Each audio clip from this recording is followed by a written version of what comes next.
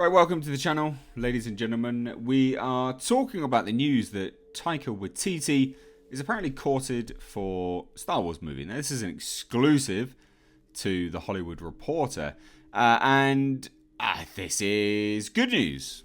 I think, personally, I think this is great news. A lot of people don't really like Taika Waititi, and I don't really understand. Well, I can kind of see why.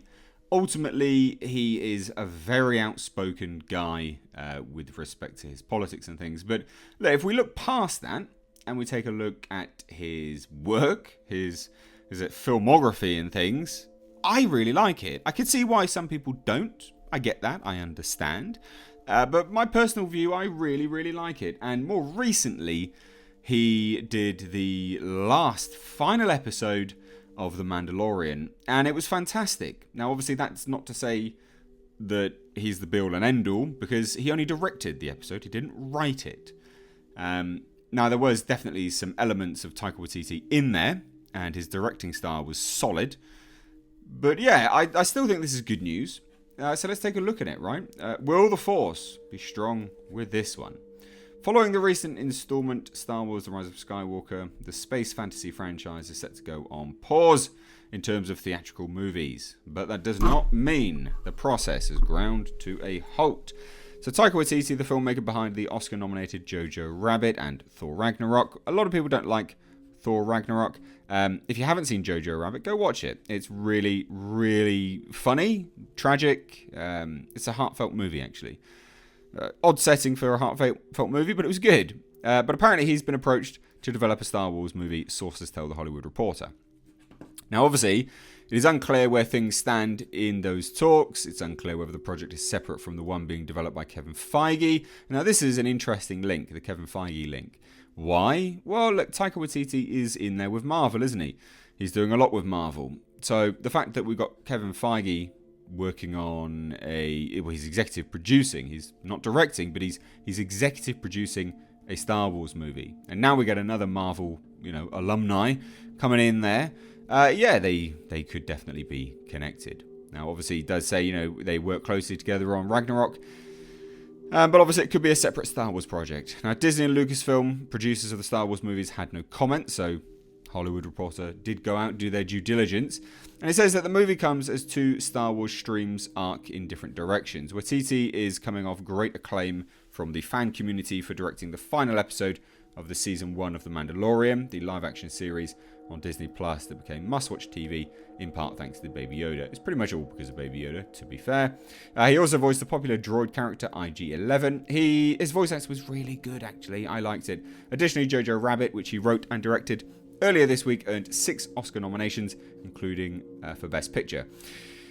Side note, I do actually think it deserves some of those Oscars. It was a very, very good film. Now, this is the interesting part of it, right? Because Kathleen Kennedy is due to step down. Jon Favreau is seemingly up there with Star Wars currently in Lucasfilm, right? He's turning people around on Star Wars more so than Kathleen Kennedy ever has with her outspoken, righteous garbage. Now, it says, working on Mandalorian put Waititi in the same sphere as Jon Favreau, the series creator, writer, and executive producer, and who is now emerged as a key architect of the Star Wars universe moving forwards. I don't know if this is confirmed.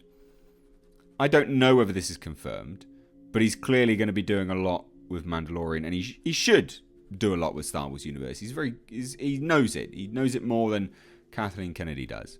Now, Favreau is also a key player in the Marvel Cinematic Universe, overseen by Feige.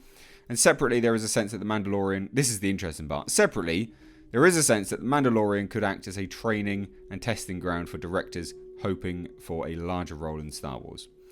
And this is because Deborah Chow, who became the first female director to helm anything Star Wars, is now readying to direct the next Star Wars series, the one focusing on Jedi Master Obi-Wan Kenobi, with Ewan McGregor set to reprise the role. Interesting. Meanwhile, the theatrical Star Wars experience is drawing to a close for the time being. Rise of Skywalker, crossing the 1 billion mark, marks the lowest performing entry in the main Skywalker saga since Disney relaunched the franchise in 2015. That is just abysmal. Now, with the last theatrical outings, spin-offs included, seemingly dividing audiences, Disney and Lucasfilm were shifting priorities to Disney Plus, which makes sense. there's a lot of risk involved in making movies. Streaming, you've kind of got their money already. It's easy to justify to investors and things like that. It says little is known about the big screen plans other than what is not being developed. Game of Thrones creators David Benioff and D.B. Weiss exited their planned trilogy in October, and Rian Johnson, who directed The Last Jedi, was hoping for his own trilogy, but that's apparently not...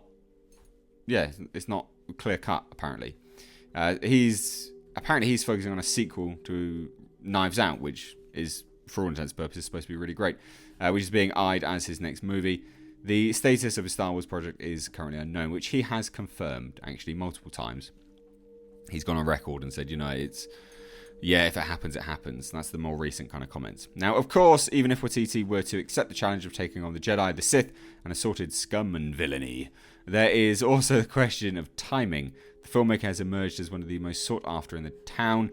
With his abilities to oscillate tone, scope, and budgets, he is in post-production on his small-budget dramedy Next Goal Wins for Fox. Searchlight, though no release date has been set.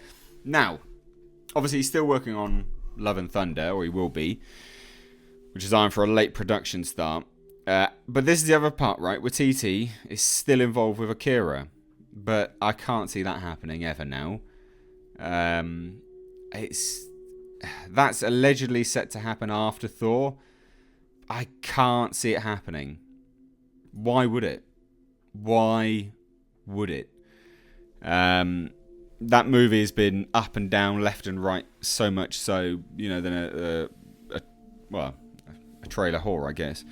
It's just insane. Now, for those people that don't really like Taika Waititi, I would encourage you massively, go and watch a film called What We Do in the Shadows. Now, there has since been a TV series about it, which is supposed to be really, really good, which Taika Waititi himself was working on as well.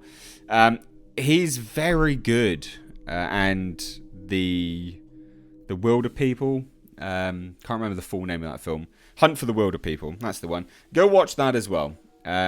You'll see why Taika Waititi is so well sought after, and why I think he's a good eye for Star Wars. And also as well, like I say, just watch the final episode of The Mandalorian. Now, I can see absolutely why people would not like him. Yeah, I can see that. But I also would encourage you guys just to stop and think for 1 second. This is a man that, in the final episode of The Mandalorian, he executed it with precision.